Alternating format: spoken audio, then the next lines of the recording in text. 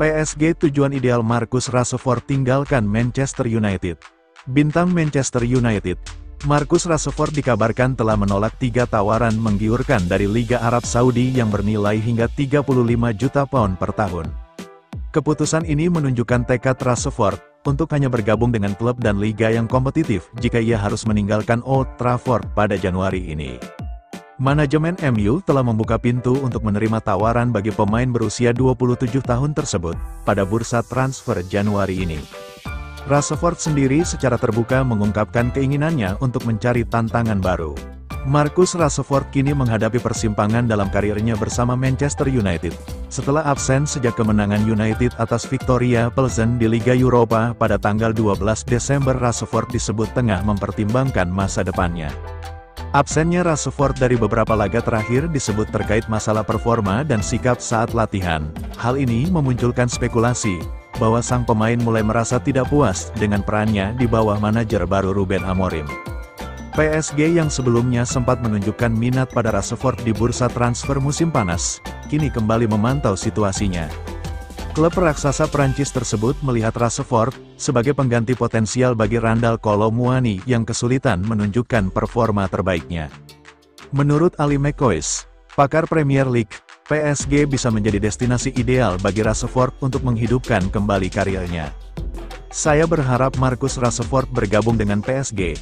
Paris akan memberikan kebebasan lebih dalam bermain, dan gaya permainan tim dapat mendukung kekuatannya dibandingkan di Manchester United. Selain PSG, McCoist juga menyebut Serie A sebagai opsi menarik bagi Rashford. Ia menilai liga tersebut semakin kompetitif, dan dapat menjadi tempat yang ideal untuk mengembangkan kemampuan.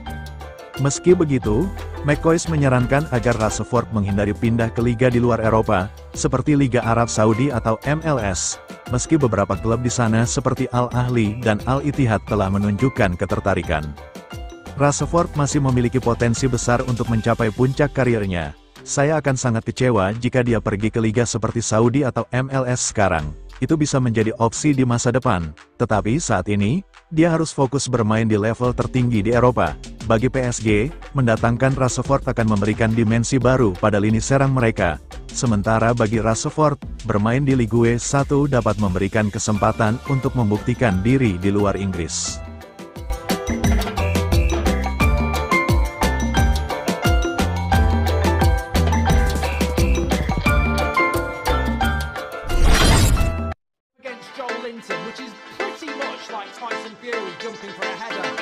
MU gampang kebobolan. Haruskah Ruben Amorim tinggalkan sistem 3 back?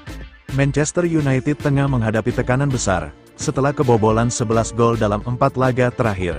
Hal ini memunculkan seruan agar Ruben Amorim, manajer baru MU, mengubah sistem permainannya.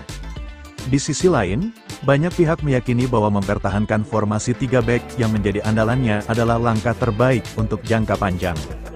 Gary Neville, salah satu analis Sky Sports, menilai bahwa Amorim harus tetap pada visinya. Dia jelas berkomitmen pada sistem ini, ujar Neville. Jamie Carragher menambahkan, jika dia meninggalkan formasi tersebut, apa gunanya dia ada di sana? Salah satu kritik terbesar terhadap sistem 3 back Amorim adalah kurangnya keseimbangan di sektor sayap.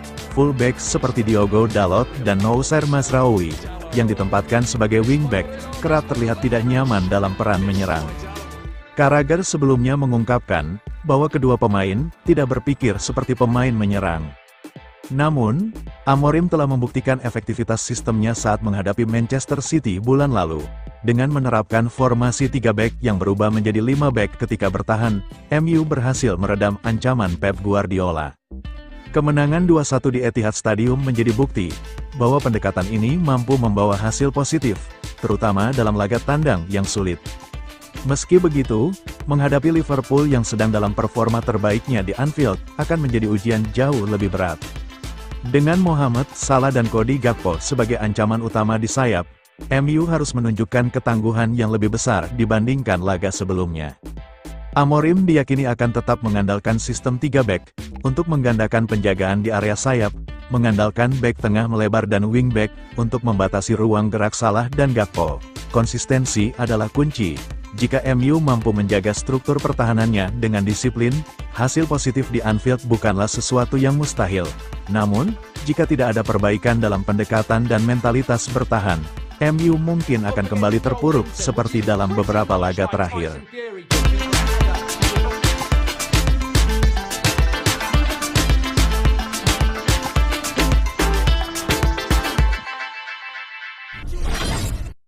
Lisandro Martinez, titik lemah pertahanan MU, tapi distribusi bolanya dibutuhkan tim.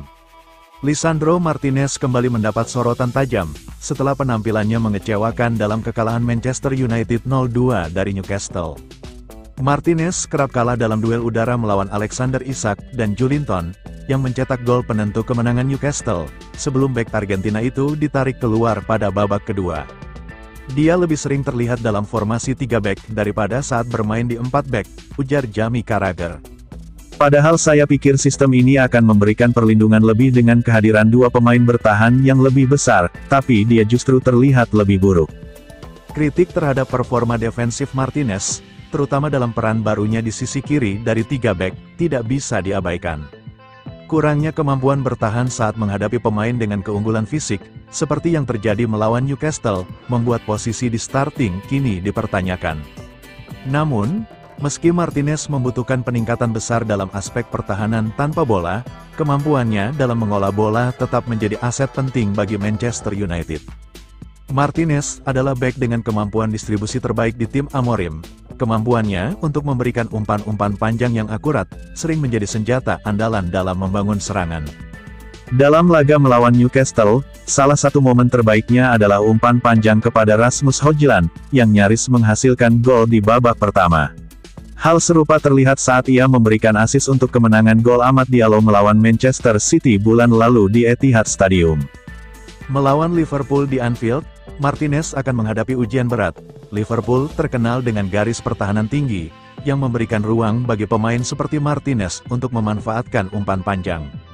Namun, mereka juga memiliki tekanan tinggi, yang bisa membatasi waktu Martinez untuk membaca permainan dan memberikan umpan. Salah satu peluang bagi MU adalah memanfaatkan kelemahan Liverpool melalui skema umpan langsung, seperti yang dilakukan Ben White ketika memberikan assist untuk Bukayo Saka, dalam laga Arsenal kontra Liverpool pada Oktober lalu. Martinez harus menunjukkan keberanian untuk mengambil risiko serupa demi memaksimalkan peluang MU di lini depan. Jika Martinez mampu meningkatkan kinerja pertahanannya sambil mempertahankan kontribusi kreatifnya, ia bisa menjadi elemen kunci dalam upaya Manchester United menghentikan performa luar biasa Liverpool. Namun, jika kelemahannya terus dieksploitasi, Martinez mungkin harus kehilangan posisinya dalam sistem Ruben Amorim.